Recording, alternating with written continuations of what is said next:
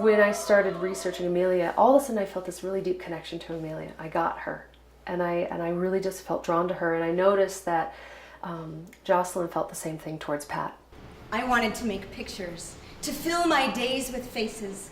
Pat Stewart is probably the very first serious artist in the community. You know, someone who came here in the 1930s and really was passionate about literature, passionate about music, passionate about photography.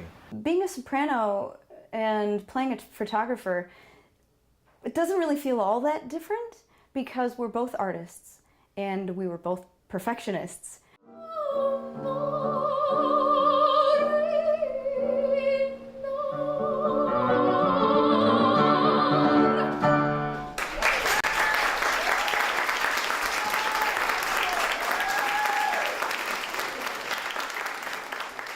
Last night was very succsuccessful. It was a beautiful program, you know, with hearing opera sung here at Show. It was very exciting because it's moved from being simply a song cycle, Right, to a mixed media. to a mixed media chamber opera. Right. So Which is really what opera was meant to be, is to combine dance and music and theater so that it's granddaddy a of mixed spectacle. media. Right. Yeah. But now we're bringing in photography, we're bringing in journalism, we're taking established traditional arias and new musics and really using all of those to celebrate these two women who are artists themselves.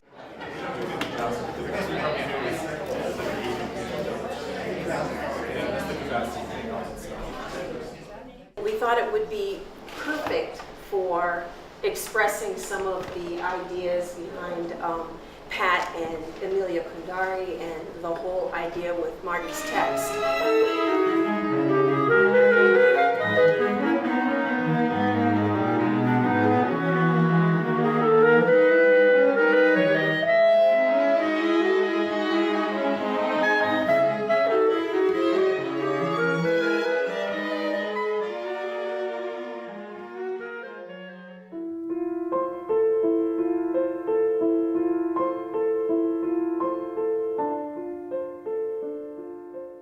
I love it.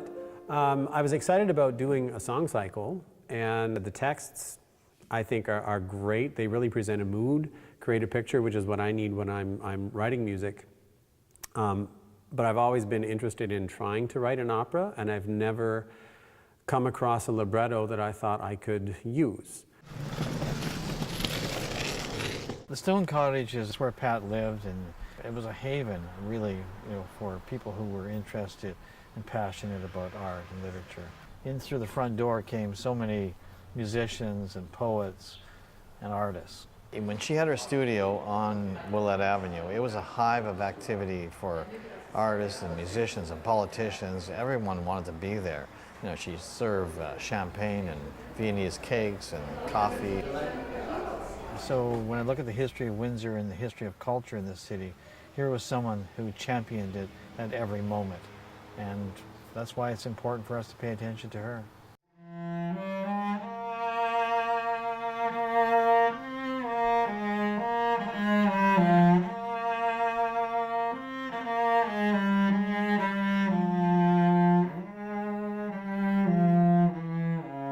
I shut my eyes and trace notes that send light into brooding shadows, that bring faces I knew from the studio alive again.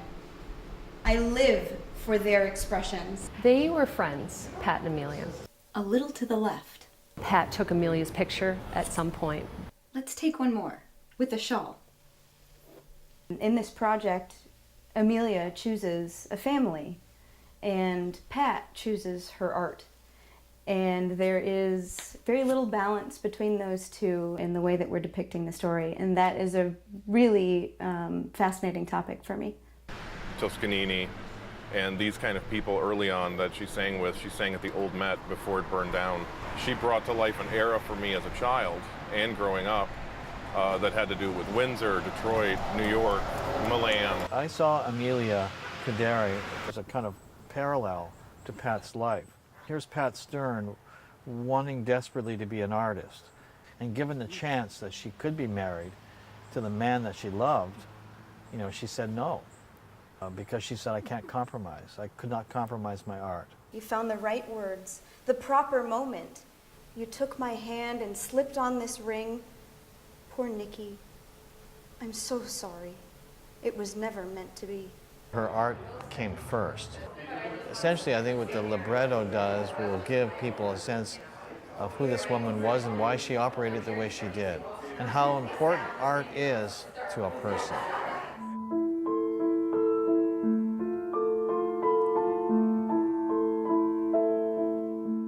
I have pictures to make. I imagine angels, and one by one, I bring them alive. I see your face in shadows, must peel away the dark patches to set you free. And this is my Amelia binder. And I've learned how to research because of her. I would get on and I would go, okay, so she auditioned for La Scala. Ooh, the Pope died the same day she auditioned for La Scala. Let's find out when Pope Pius died. And then I knew the day that she auditioned for La Scala.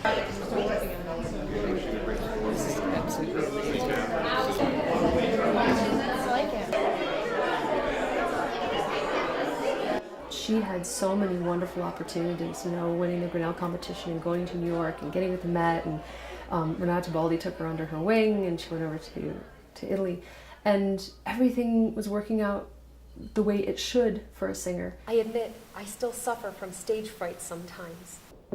But as soon as I step on stage, the moment I sing my first note, I become so completely absorbed in what I'm doing that I forget myself completely. I feel like I'm singing practically to the whole world.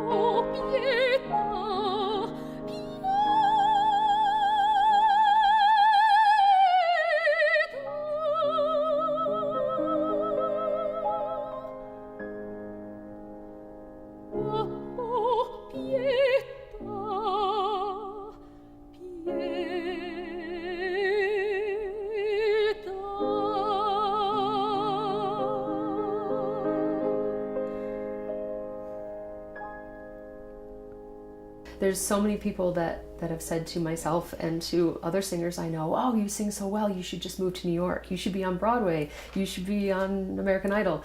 And it's not that easy. It really isn't. There's so many talented singers. And Amelia is a perfect example of that.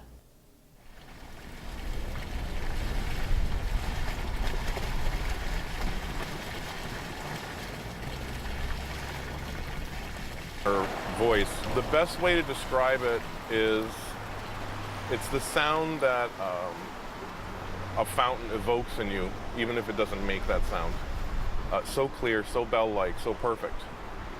She transcended the music and actually became the music.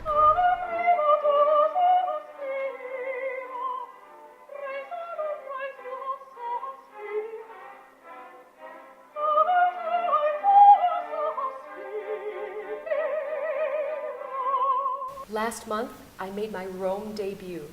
The audience applauded at the end of every aria, and I won a total of 15 curtain calls during the 3 acts. Italian audiences are less reserved than Canadians in expressing their feelings about a performance. The milkmen and the breadmen are the real connoisseurs, and they don't hesitate to let you know it. If you miss a certain word in the score, they'll shout it at you from the balcony. It's nice when I come back to sing in Windsor. It's like a friendly living room audience. My mother was married here. I was baptized here. She was buried here. It's a very, very integral part of our personal life and her professional life. Kind of gave her a home. My dear friend Amelia, why did you slip away from the stage? You gave it away for what? To be a wife, mother, teacher? Fine.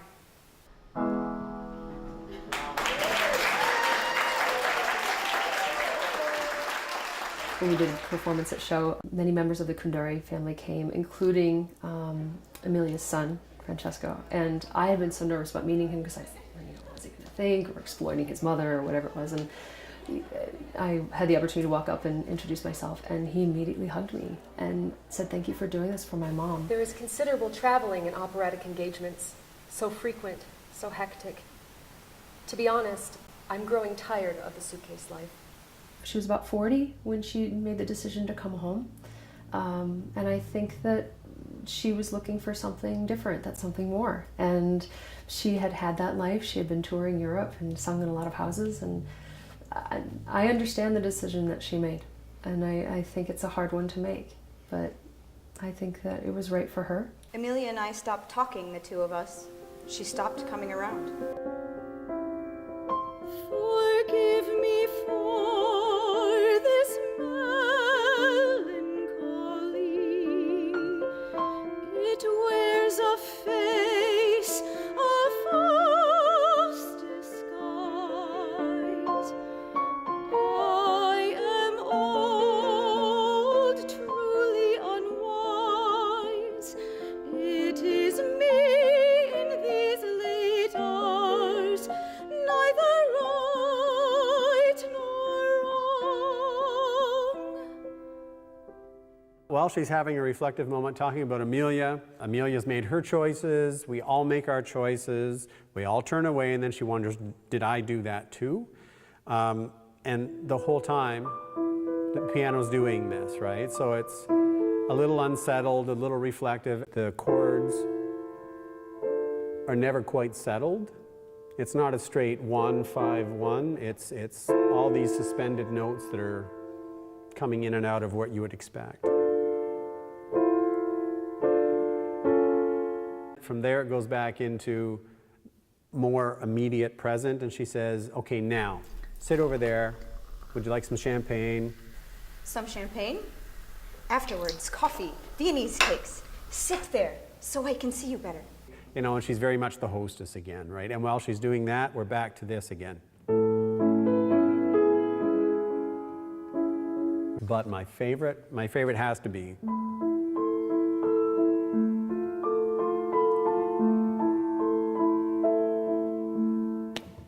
love that. The imagining angels actually applies to both Pat and Amelia, because Pat, in taking the photographs, described it herself that she was imagining angels. She was looking for the best in these people that she was taking the pictures of and trying to create something more than just them standing in front of her wearing whatever outfit. Amelia, singing opera roles, is creating a role, creating a person, creating something that really doesn't exist.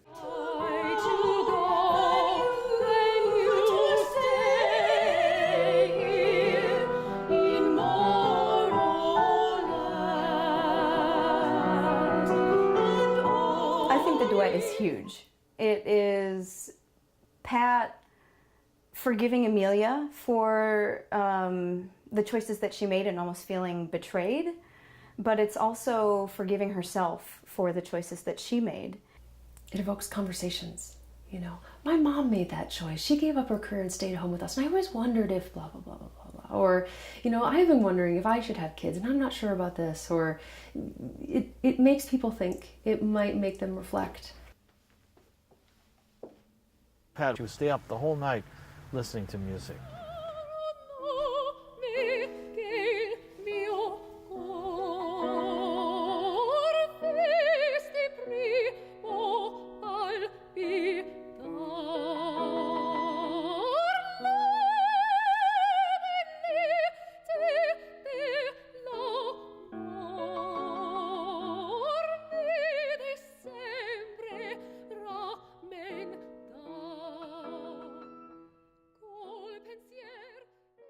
I think in a mysterious kind of way, Pat has challenged me because, I mean, I don't know anything about music. I know poetry. Poetry has music in it. It's a funny thing. I can hear the lines in my head, and I can hear the music when I wrote the piece that I wrote. As fate no other kinder way, no gentler hands on me do lay, than I to go, than you to stay here in Morrow land. And all these days will be so dear throughout the cold and coming year. This passion week of gold and grey will haunt my heart and bless my way, and bless my way in Morrowland.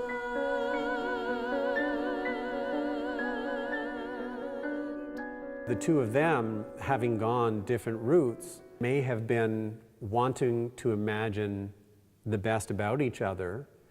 I imagine something bigger. I imagine something better. I imagine something greater than the person in front of me or than the situation that happened. And so in all of that, we're creating these angels in our minds. We're creating these angels in our expectations.